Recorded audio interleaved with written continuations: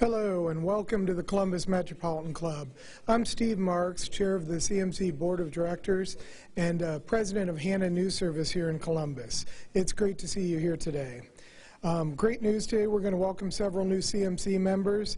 Katie Smith of Columbus CEO, Stephanie Royal of Marburn Academy, Sherry Warner of Retzel and Andrus, Judge Laurel Beatty Blunt of the 10th District Court of Appeals, Judge Terry Jameson, also of the 10th District Court of Appeals, who won her seat last night, Jessica Voltolini with Ice Miller, and we have a new lifetime member. Let's have a round of applause for our new lifetime member, Deb Hackathorn with Civic Point.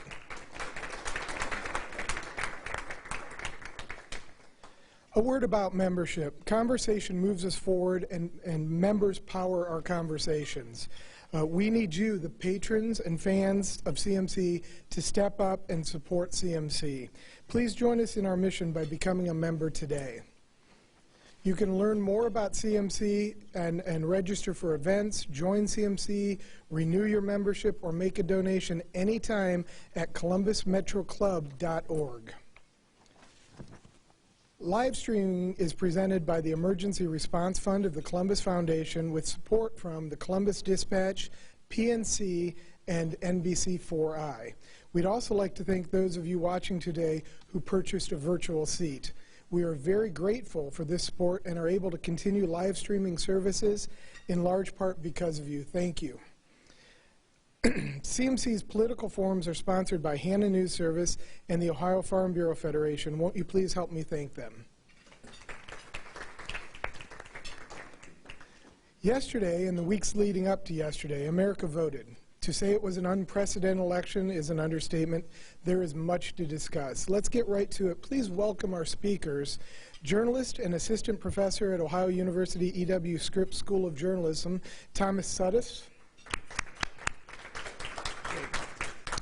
Publisher of Columbus and Dayton African American News Journal and the former state senator, Ray Miller.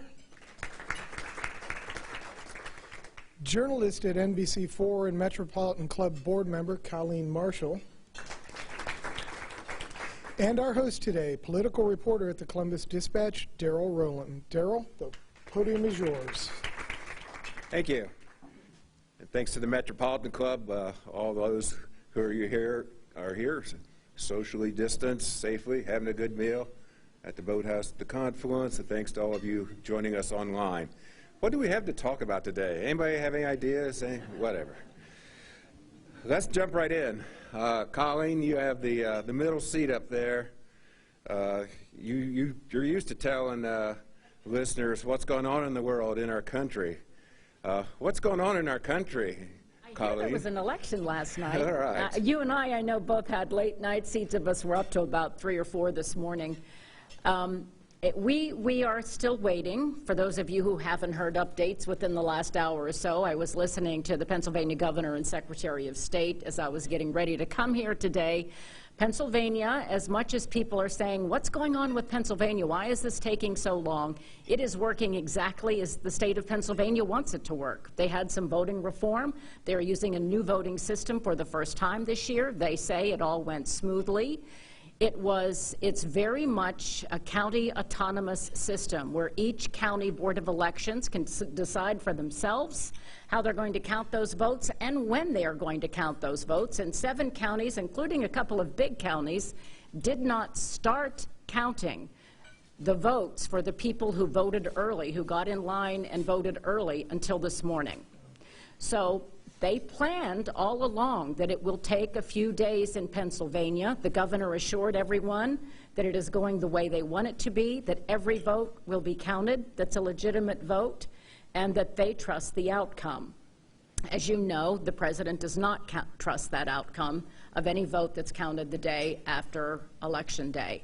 So there will be a legal challenge to whatever happens in Pennsylvania. But there's a chance that this will be decided before we need to know the results of Pennsylvania. Right now, the latest numbers show that Joe Biden is ahead in Wisconsin and Michigan. I haven't heard an update on Georgia. I don't know if any of you have or not, but as of last night, when we did leave our newsrooms last night, Georgia was still counting some of the votes, particularly in the large urban areas, which you kind of assume might be going for Joe Biden. So what was interesting to me on the national level yesterday were the trends.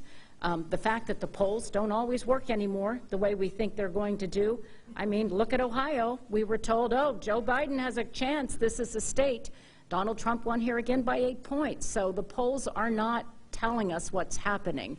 And the trends are showing, and I'll wrap this up. I don't want to take everyone's time, but the trends are showing, as expected, urban areas are shifting far more toward the Democratic Party. It's almost like if you look at the state of Ohio, we've got this divide. The urban areas are very blue. Every place else in the state is very red.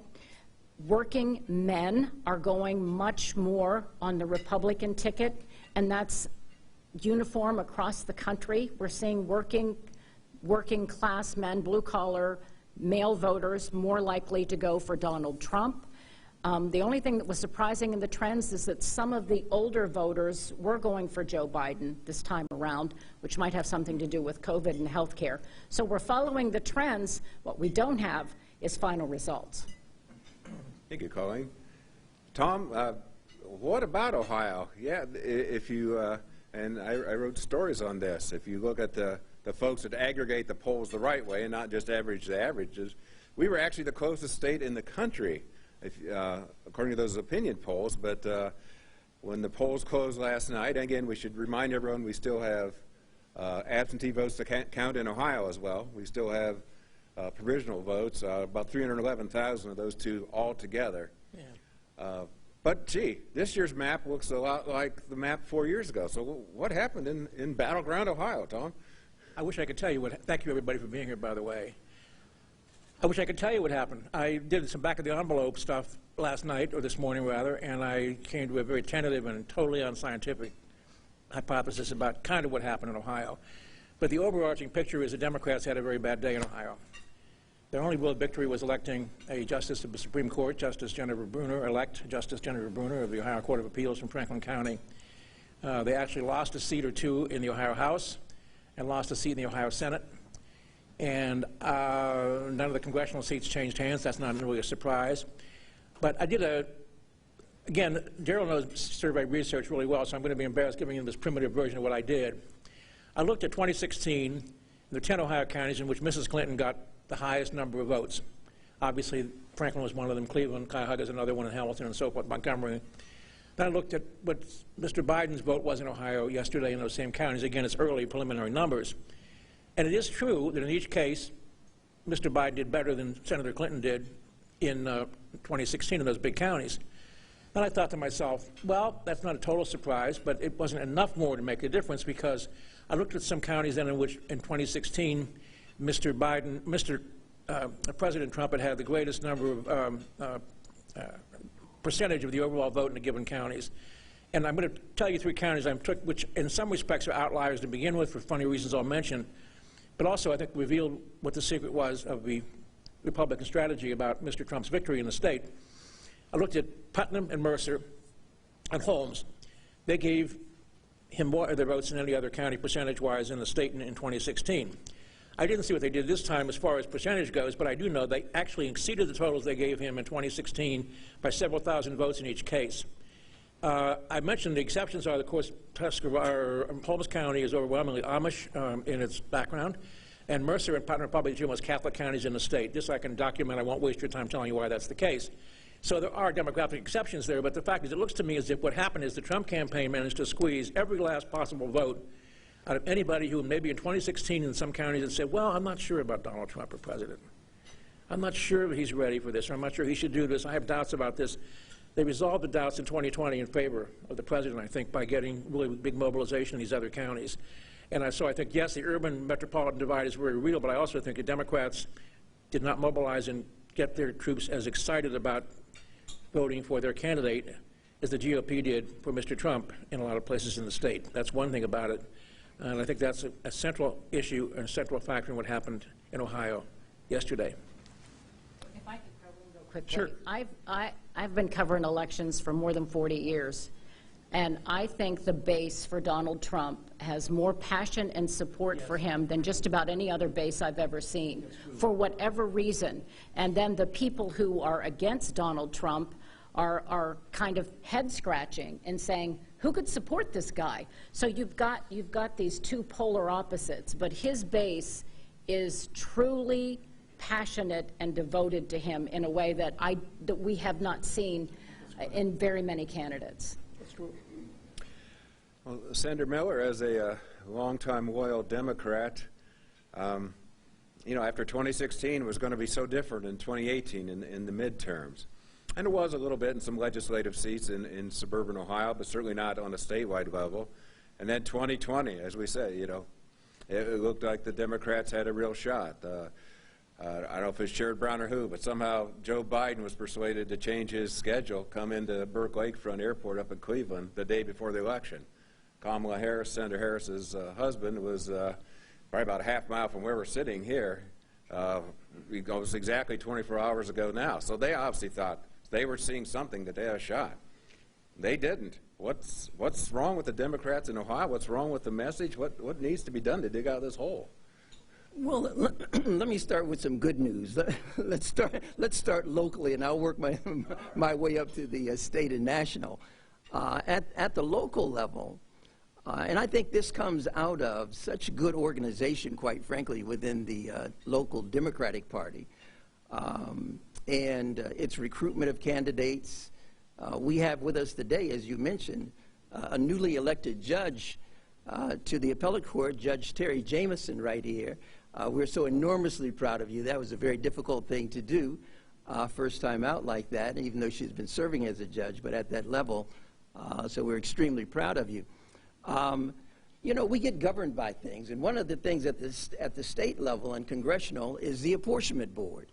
And if you were out talking to the average person in the street and started talking about the apportionment board, the governor orders, secretary of state, and a member from either house of opposite parties and that kind of thing, say, well, what's that got to do with it? That'd be the first thing that the average person would say. What does that have to do with anything? Well, it has everything to do with who gets elected to the state legislature, as well as to the Congress of the United States. The districts, the apportionment board has been controlled by the Republican Party now for, I think, close to 30 years. And you redraw the districts at the beginning of each, at the completion of each census. And so the census is going to be completed. You'll have another Republican apportionment board drawing the districts once again. And so people get locked out. Democrats get locked out in terms of having a seat that you can. They pack and they crack. And what I'm saying there is when you pack all of the African Americans, and that's the typical strategy, or as many Democrats as you possibly can, into as few districts as you possibly can, then that ends up giving you the kind of majority that you have within the Ohio House and the Ohio Senate. It's not that the candidates are superior. It's not that they have greater intellect or anything like that. It's just that those districts are drawn where they're, 60% Republican. Or you'll have a couple within the central city that are 87% Democratic. And so there's no way to negotiate that other than to continue to raise your money, and hopefully you can find a weak candidate who's done something wrong, like Larry Householder, who's been stealing money left and right, but still gets elected last night, didn't he? Still got elected last night because the district is drawn, for a person from his party. Other good news in Columbus and in Franklin County. All of the Democrats won in Franklin County, and they won because they've been serving extremely well. Kevin Boyce has been doing a great job. John O'Grady's been on the commissioners board there and doing a great job for quite a long time now. We had Judge Stroud also first time out to win a race. But the big deal in Franklin County was the prosecutor. Ron O'Brien's been the prosecutor for 25 years, and lost to Judge Gary Tyack. And that is really substantial. The prosecutor's office in Franklin County really is stronger than any other prosecutor's office in the state of Ohio, just based on the additional responsibilities that they have. And then at the state legislative level, there's some very, very bright, young people that I'm proud of, Erica Crawley and Geralds, who got elected last evening as well. On the national level, I approach things a little bit differently, but factually. The Confederate States, went to Trump. The Confederacy went to Trump. Alabama, Mississippi, Arkansas, Tennessee, Kentucky. I mean, all of the Confederate states went to Trump. Then you have, well, what happened? The Confederate states separated themselves from the Union, and so you look for the Union, and say, well, Biden got many of those states in the Union. And then Ohio, in its Northwest Territory, Sudis appreciates this because he's a professor, and so we're talking academic stuff here, but it's real, right? It's real.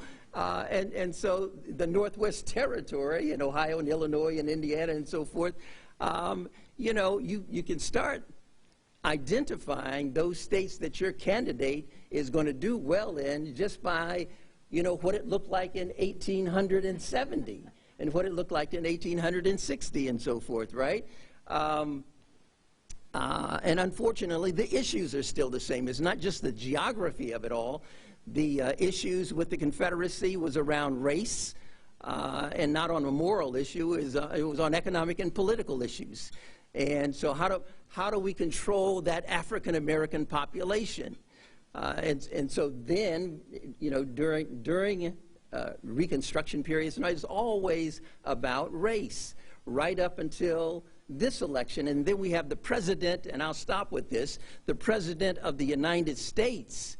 So, well, they're all good people on both sides, and never coming strong and clear on what is right and what is wrong, what is of good moral character, what is real integrity, and what is bringing our nation together on the issue of race so that we advance even faster than we are, and having great appreciation for people just based on who they are rather than what they look like.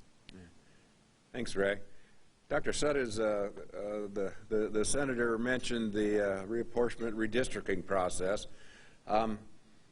First of all, and correct me if I'm wrong, I believe we've now gone the entire decade with the current congressional maps and not a single incumbent has lost his or her seat, number one. I believe that's correct. And number two, it's supposed to be a brave new world the next time around. We have voter-approved, separate issues, but voter-approved constitutional amendments for a more bipartisan approach to redistricting, both at the congressional and the legislative level. Okay, that's on paper, but now to coin the cliche, the rubber meets the road. They actually have to do it once the census gets done next year. And go to those panels where there's supposed to be supermajorities and all that.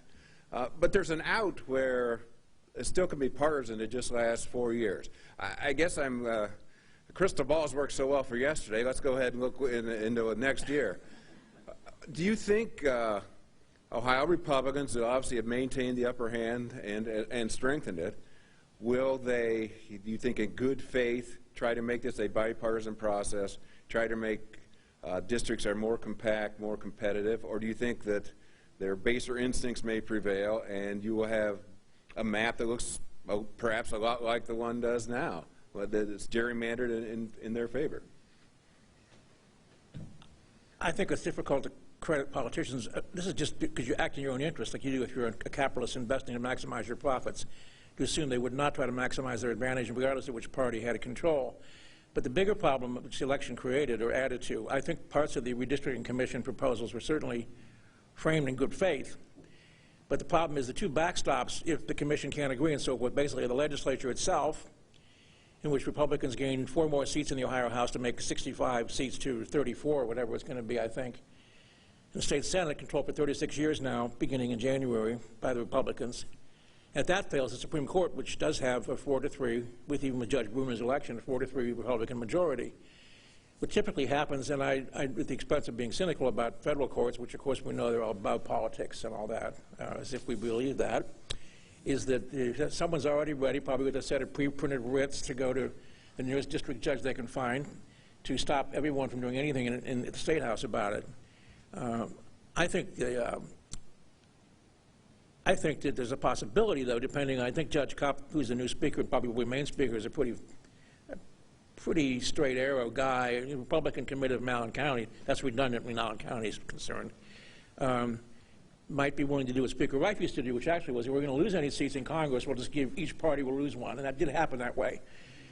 In the legislature, it's hard to say what could happen with the way the districts are. Supposedly they're going to be more cleanly drawn than they were, but I don't hold much optimism for any substantial change. I presume with the election result yesterday, Republicans will continue to dominate both the congressional process and the General Assembly process in drawing the districts. Now, I should also mention one thing Mr. Miller, I know, is aware of, because it's one thing you certainly are correct in being passionate about, and that's the fair enforcement and the full enforcement of the Voting Rights Act, which is, to me, it's been weakened, but I think it's one of the central charters of American freedom for everybody. And that has implications for General Assembly redistricting and congressional redistricting as well. And depending on how it's done, of course, any plan can be vulnerable to a Voting Rights Act challenge if it, in effect, dilutes or draws down the political clout of non-Caucasian voters. That's at least a safety valve, depending on who the judges are and all the rest of it. So I think that's one thing we can think about. But the overall process, I think, will probably tend to be a pro-Republican process. And it would be the other way if Democrats were on the show, I suspect. Thank you. Colleen, let's jump back to the national level. I'm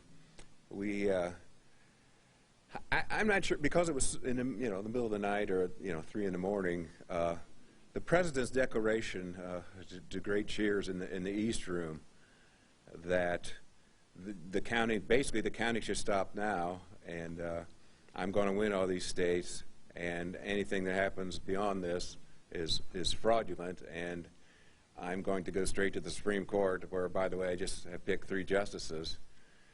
Can you talk about that issue in 2 regards? One, more benignly perhaps, what does this do to confidence in the system? And does my vote count? Does my vote not count? And number 2, anyone who's driven, a mile or 2 from here through downtown Columbus has seen lots more windows suddenly boarded up, right? And this has happened in major cities everywhere. There was a new wall put around, new fence, unscalable fence put around the White House. There were legitimate, well, I won't call them legitimate. There were fears of violence. Do you think this, you hate to be apocalyptic.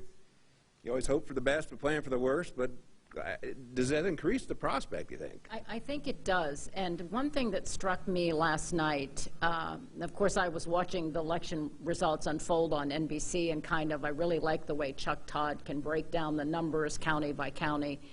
But the thing that struck me was once the president made his what can only be called a victory speech, he came out and declared himself the winner and questioned the legitimacy of any vote that is counted after Election Day. He said it was this was a system created for chaos to, basically to delegitimize his clear victory when there were millions of votes out there still to be counted. And what struck me in the middle of this speech as I'm watching it and thinking, wait, he's saying things that aren't true. He's saying that that's not true about Pennsylvania. That's not true about Michigan. What he's saying right now about Georgia, that's not true. And I'm sitting there listening to this, and all of a sudden Savannah Guthrie cut in and said, we're breaking away from this because what the president is saying is not true. He is not the winner. And so in the middle of a presidential speech on Election Day, a network anchor had to remind the nation that he's lying to you. But he's lying to you from a seat of power. Because as you pointed out, he does have a pretty strong advantage right now in the Supreme Court. He does have a whole slate of attorneys who are ready to go right to the Supreme Court and argue his case that these other votes aren't legitimate. So I feel for people like Frank LaRose, a Republican Secretary of State, who, you know, one of the first things I asked him, we had him on live last night at 7 o'clock, well, just right before the polls were closing. And I said, the president is questioning the process. Can we trust the process? And he said, absolutely. And these secretaries of state across the nation are saying, you can trust the process. We are legitimate. We are counting every legitimate vote. We are making sure that every vote counts.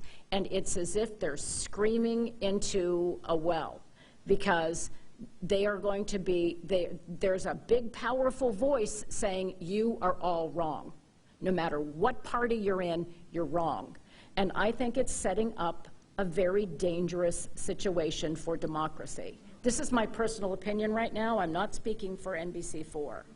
I think when you have people who are in charge, whose job it is to run and verify votes and to keep our election system secure, when you have them across the country saying, we are doing this right, and the President of the United States saying, you are doing that wrong, it's a real danger to the democratic voting process. Again, that is my personal opinion. I'm not speaking for NBC4. Obviously, democratic small d voting process. Right, Yeah. right. You know, it is so serious. It's just not a discussion. We are losing our democracy. And it's in large measure because of the occupant of the White House. Unfortunately, it's in large measure because of the President of the United States. He said, you know, he said what you said ahead of time. He said, if it's close to 270, the necessary number of votes that you have to have from the Electoral College, and he said, if I'm close, I'm going to declare victory, and I'm going to send my lawyers in. I mean, that's not even close to being democratic. That's not even close to being, you know, a decent leader of any kind, let alone the President of the United States. It's just, it's a sad situation that we're in. We're going to have to step back and really take a serious look at how do we reclaim our democracy, because we're losing more every day than anything that even looks like a democratic form of government. Tom, a lot has happened in the past 4 years, and with the president, you know, love him or hate him. Do you think, with what happened last night, was there a line crossed that was different last night? I think, with all due respect to the president, I think he's crossed lots of lines from day one, most of his life. And I'm not being cynical. I want to tell you something important for me to tell you. There are people I've known for many years, and some of whom I love deeply, who I know voted for him in 2016 and 2020, and I totally respect their choice. They had every right to make that decision, as did anybody make the right to choose from any other candidate for office last night or any other time. So I'm not questioning anyone's motives, but I think we have to keep in mind something that, at the expense of sounding like I'm being Mr. PC, and I'm not, I assure you, is the question of how people have mobilized things like race and gender and other side issues. I mean, they're not even issues to me, but they're issues to many people, to mask the fact of economic inequality in our country. Again, I'm not talking about nationalizing everybody or anything like that, but I saw it happen in a funny way. I've seen it happen in a funny way with years of my career. I had the privilege at one point of working in Mississippi, which actually was a professionally great experience. It was. I came to like the people there very much, both black and white. Their differences are still very strong there, but they learned to live with each other in a way, meaning that not in the subordination as much. But I was there in 1980 when then candidate Reagan went to the Neshoba County Fair. You recognize Neshoba County as the locus, you know this, where the 3 young men were murdered trying to help register black voters in Mississippi in 1964, I believe it was. And he went to that fair, and he said that he believed in states' rights, or local, I forget the exact word, but it was a Q word. And unfortunately, and again, I'm generalizing terribly, that people take advantage when they're in a minority position as a political party to mobilize against things like gender differences, racial differences, and cultural differences, to mask the fact that the real issue in our country is economic inequality to begin with, in my opinion. And that's the serious thing. The second thing I'd like is whenever you, in effect, disenfranchise, as I think the attempt was made last night in the speech, millions of people, I have to again emphasize at the expense of sounding like an idealist, countless people, people of color, but other people as well, have died for the simple privilege of going to be able to go to the polls and register their preferences for candidates. They've died for that. They were murdered for it. And lots of them, thousands maybe, I don't know the numbers, but tremendously. And so taking away someone's suffrage, someone's right to vote, or denying the validity of their vote en masse, whether they're white, black, brown, yellow, whatever their nationality or heritage is in our country, that's very serious undermining of our entire democratic system of government, I think. The other thing I want to say with due respect to the presidential office, and I mean this, if you have not read the book by the president's niece about the president, it's well worth your time to look at it. That's all I can tell you. It really is. And I mean, it just is. And I think that will help give you a better feel for the kind of personality type that he happens to have. We all have one. I have one. My psychiatrist can tell you. I'm sure. I don't know what it is these days, but whatever it is. But it can also give you clues to how someone thinks. And that's important to know. But I think undermining the right of suffrage, which, again, countless Americans have died for, is just a terrible thing. I do. And if I could throw something else in, the other thing that I have found very troubling about all of this, and I can hone this down to a family level. I come from a very big family, Irish Catholic, 11 kids on my dad's side, 10 on my mom's. Yeah. I've got a lot of cousins, and cousins who have children, and their children have children. There are a lot of us. And we communicate a lot online, on Facebook. Oh, somebody set up a nice family group. Oh my gosh. Yesterday, it would actually hurt my heart. I never express political opinions online. I have a conservative husband. I have liberal children. They don't know how I vote. I'm very, very careful. But my cousins, a few of them got into a discussion yesterday that was so hurtful to each other. Somebody had finally reached their breaking point. Somebody posted something anti-Biden, calling him deranged and has dementia. Someone whose mother had dementia really got offended by that. And they started this back and forth conversation that ended up being so hurtful, I had tears in my eyes reading it.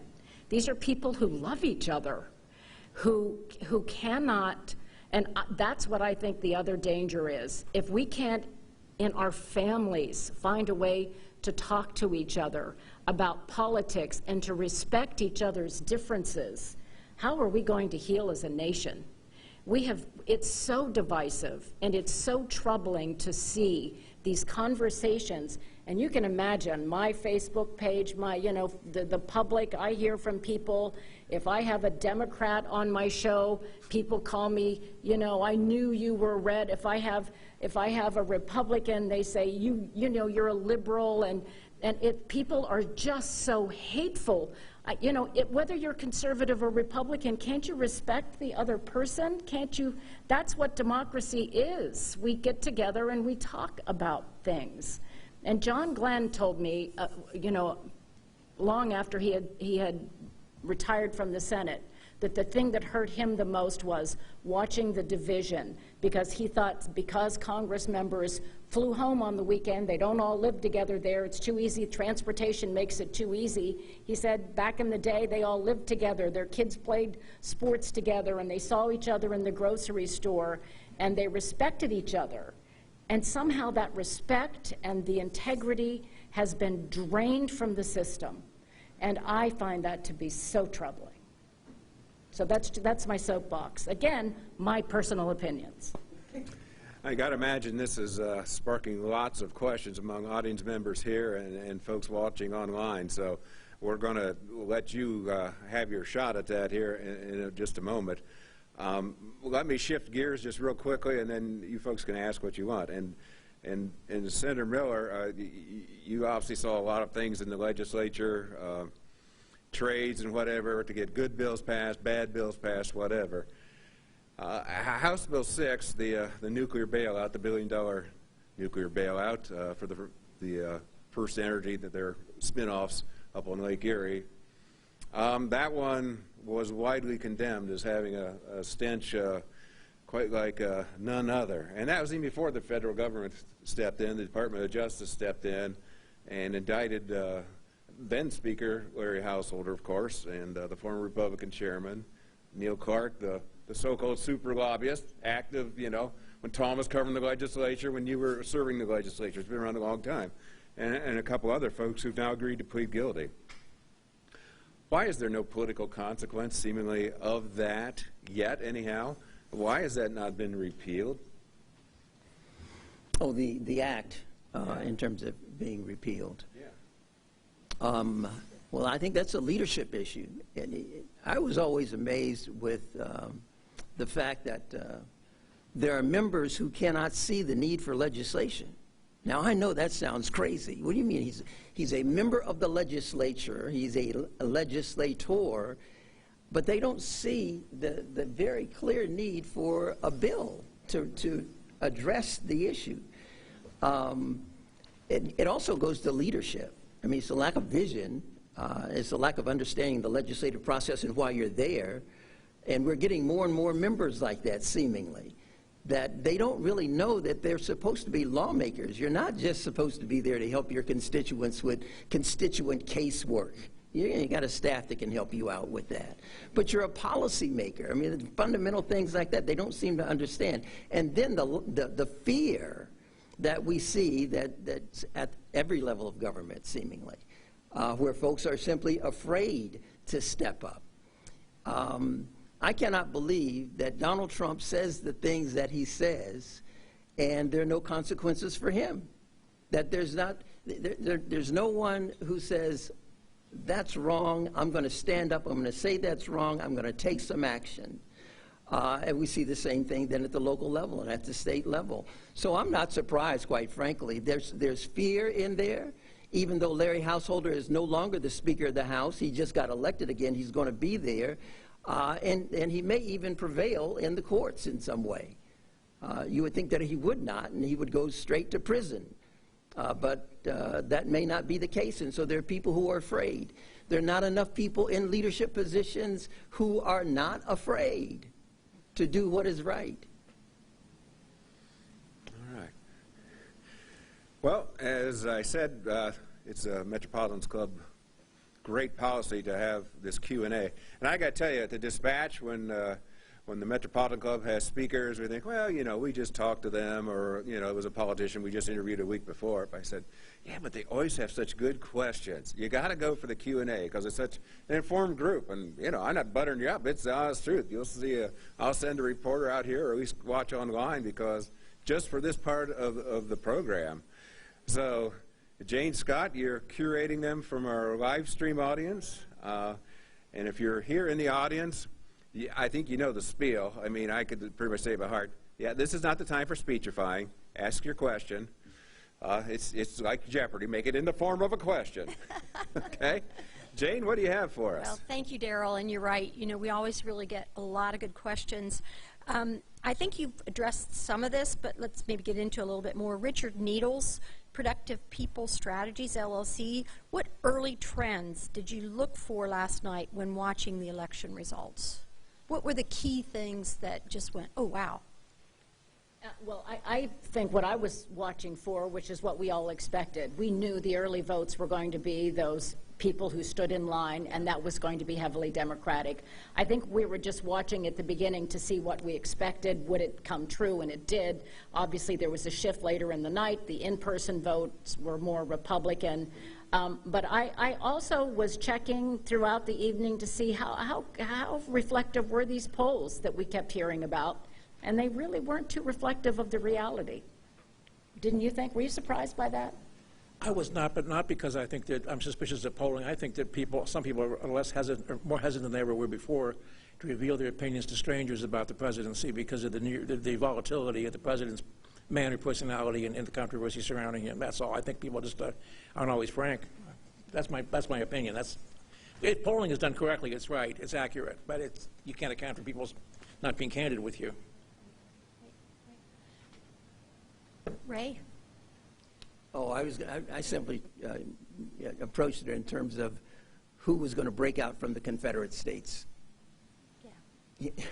and I mean that. You know, oftentimes, you know, the map goes up, and it's okay, well, he's got this many electoral votes, and so you get focused on the state, and you get focused on the electoral votes, and I start with the Confederacy.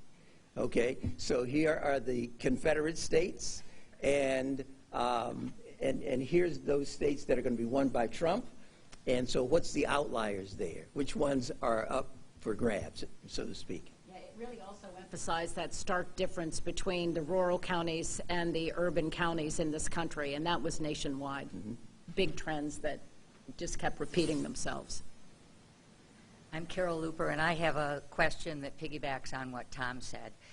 You talk about people not being honest when they answer polling questions, and we know that people aren't always going to say what they're going to do because they may be afraid or because they just don't want you to know, or whatever reason, a person may answer a poll question and then go do something different. So why do we rely so heavily on polling? We have to have something to talk about.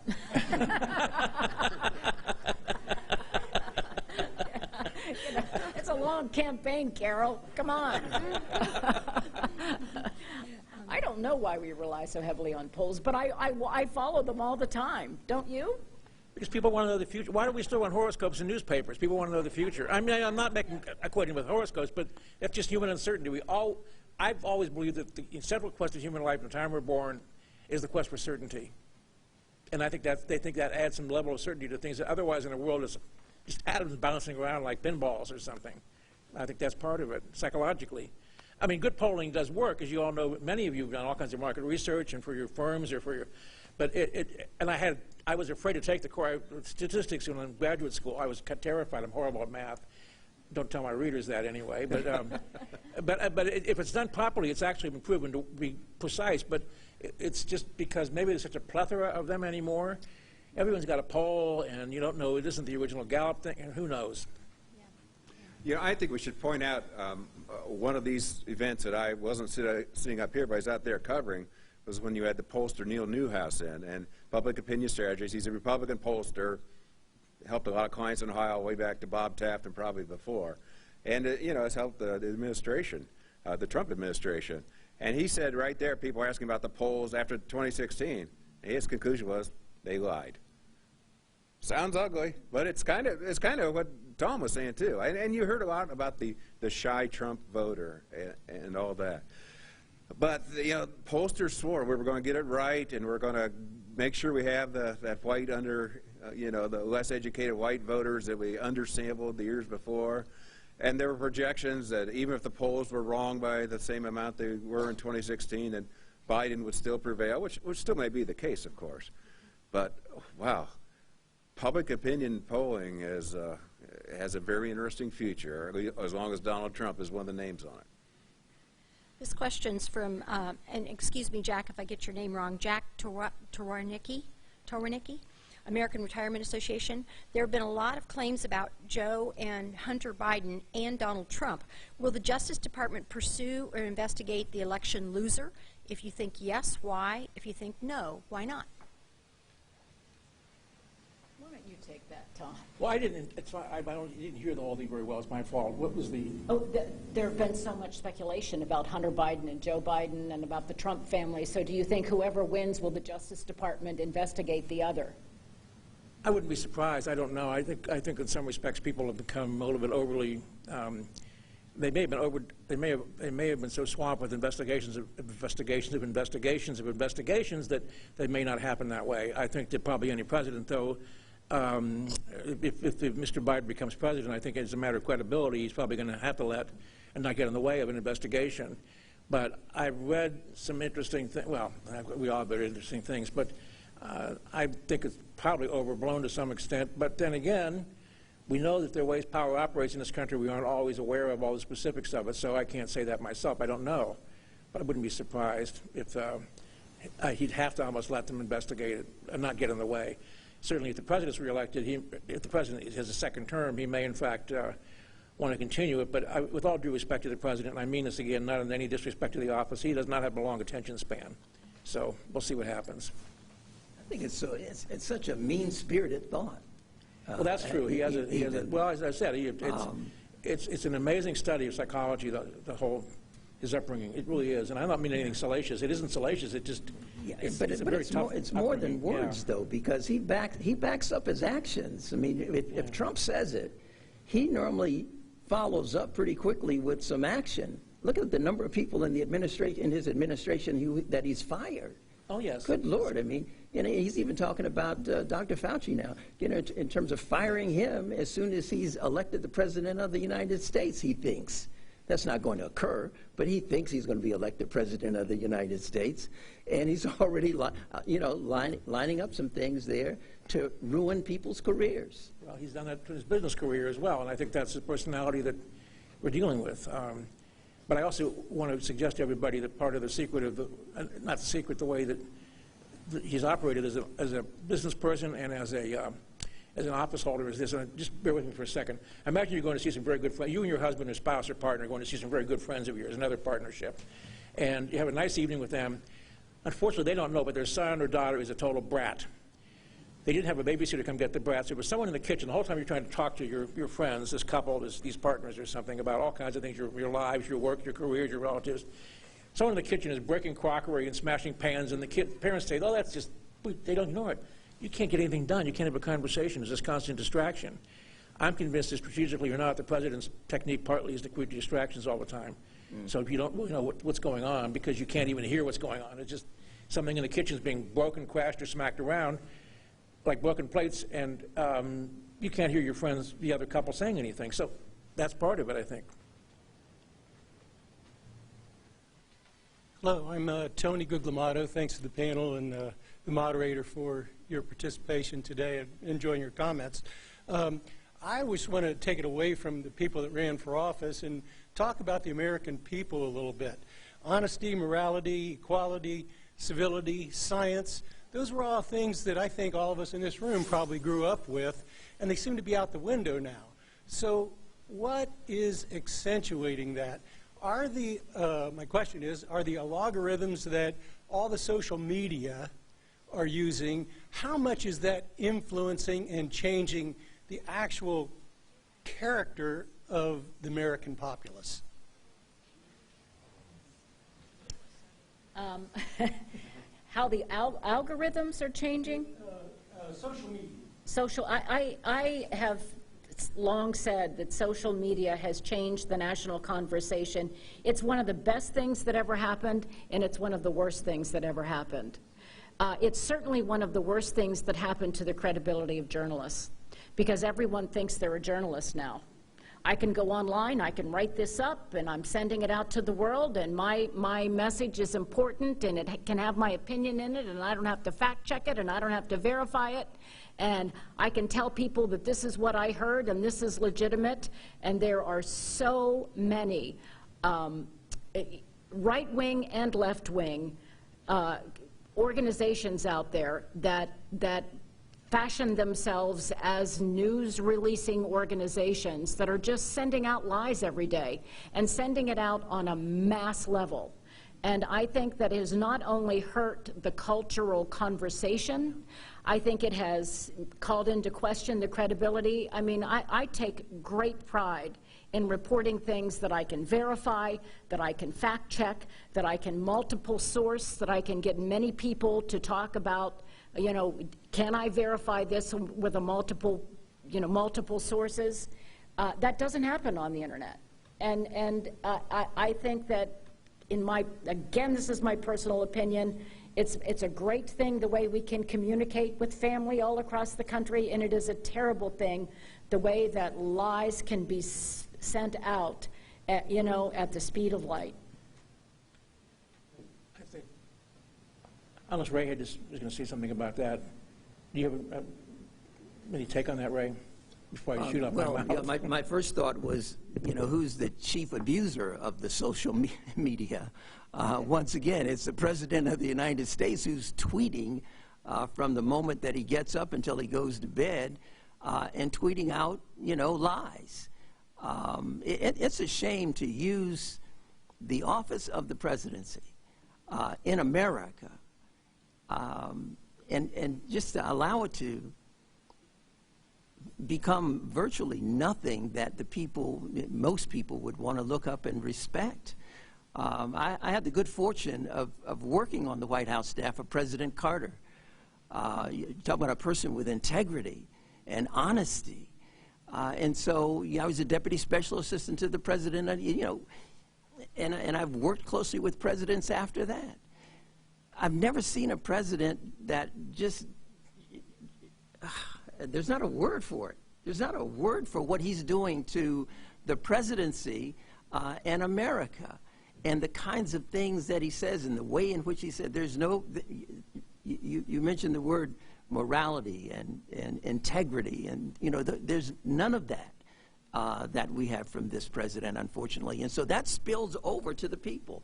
Then there are people who feel empowered that they can ride down a freeway and they can, accost someone, or they can go into a state and they're going to grab the governor of the state of Michigan, right? And this is a very definite plan to do that kind of thing.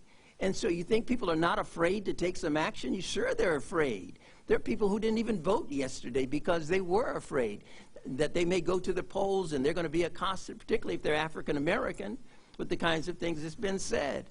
And so, we as a people, we as Americans, we as brothers and sisters, all regardless of skin color, we've got to come together to reclaim the country, really, and to look definitely about those things that we're not going to allow to happen within our country, within our America.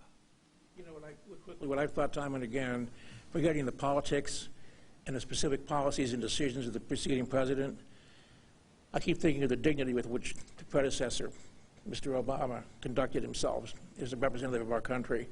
And I keep wondering what Europeans and people in Asia and Africa and Latin America, seeing the contrast between the incumbent's demeanor and the dignity with which the previous first couple conducted themselves as representatives of our country. I think it's a shocking difference, frankly, and I wish so long for anyone to be more dignified than they've been currently, because I worry about how we look to the rest of the world, frankly. And I think the contrast is shocking when you think about it, but that's me. Hi, I'm Lee Martin with Rimkus Consulting Group, and I certainly agree with all the statements I'm hearing about the lack of honesty and civility in the political process. I asked here recently when we might expect some honesty in the political process, and I was essentially told I wouldn't live that long, so we won't worry about that. What I'm concerned, I'm seeing both of these parties spending billions of dollars fighting with each other and doing absolutely nothing to solve the problems of the people in this country, like the businesses I see going out in Clintonville and other places besides just my own neighborhood. I don't see anything being done on immigration, racial justice, gun violence, any of those subjects. And I'm just wondering when we might expect that to happen, if ever. Boy, that is a $64 million question. I sometimes think of those Sandy Hook parents, how long they've been waiting, and they're still fighting. I don't have an answer to that. There's so much. I just hope whatever happens with this race, that somehow reason prevails and we start talking to each other. And until that happens, I don't see progress on the national or the state level. Well, I'll tell you what we don't need. We don't need another study. That happens too often. It's like, okay, so now these are the issues that we want to deal with, that we want to address, and then someone says, oh, we need a commission. We need to start a new commission. We need a new board. We need a new study group. And then they spend the next 2 years studying, as opposed to coming together with the common sense that we all have and saying, this is what we need to do to take some real action. Well, we never get to all the questions. I'm going to end with two things. My friend in Canada says, how's the Gong Show go? Counting votes is a complicated matter for Americans. Laugh out loud. That's from a Canadian friend. My question to end the session is, I've been told that the largest number of votes ever cast for both candidates happened last night. That's kind of a silver lining. What does that portend for the future of our democracy? I think it was the largest amount. I heard that as well, that whoever wins will win with the highest vote count ever for a president of the United States. That, I think, is good because people are engaged in the process. Yes. And I just hope they continue to care and continue to look at the system as something that they have a stake in, because they do. Yes, I agree completely. That's one good thing about this whole undertaking lately. Participation by the people. Right, I totally agree as well. My wife and I were standing in line early yesterday morning to vote, and at the Afrocentric School off of Stelzer there, and it goes all the way around to Fifth Avenue, not to Fifth, but to Stelzer, and I just felt so good. I mean, I cannot tell you how proud I was of everybody who stood in that line to go in and vote. And they were verbal, and they were, hey, we are out here and we are going to cast our vote. I mean, I just loved it. So what we have to do is we have to maintain that, to have, thousands of people in these long lines. I always have the picture of Nelson Mandela when he was first elected, and those long lines, all throughout the Bush area even. And so people are now, they're into the process, and we've got to keep them there, and we've got to keep them engaged, and I think we've got to educate, and everybody in this room has the capacity to do that, because I know most of you in this room, and so we need to have those conversations, but those forums to really educate people about the process, and who's on the ballot, and what offices they're running for, and what are the responsibilities of those offices, and how they might even become candidates for, for public office themselves. So I think we all need to put on our agenda to do more political education. That's really interesting, Jane, because I had that's kind of how I was going to end it. And we talked about a lot of very heavy topics, a lot of gloom and doom, perhaps. But somehow here in Ohio, I think it's like 72% of the people made it to the polls and cast a ballot. And we haven't even mentioned, we're in the middle of a pandemic. It's killed, 200-some thousand people. Ohio is peaking now with more cases than we've ever had. But yet still people, it was said about Elizabeth Warren, but I think it should be said about the people of Ohio. Nevertheless, they persisted. And I think that's a positive sign regardless of the outcome. Great. Well, I hope you found today's forum enjoyable, informational. It was, as Darrell said, heavy, but needed. I think it was a great discussion. We're going to do this again next week, actually. On Wednesday, we've got our continuing discussion of the 2020 election, featuring prominent Ohio political experts as they break down the results with an eye towards what's next. It may very well be an eye towards, has it happened yet? So, and then while we've been in this room, AP called Arizona for Biden, and the Wisconsin Secretary of State called Wisconsin for Biden. So this is starting to get a little more clear. So thanks to our sponsors today, Hannah News Service and the Ohio Farm Bureau Federation. Live streaming is presented by the Emergency Response Fund of the Columbus Foundation, with support from the Columbus Dispatch and PNC and NBC4's. And to our online virtual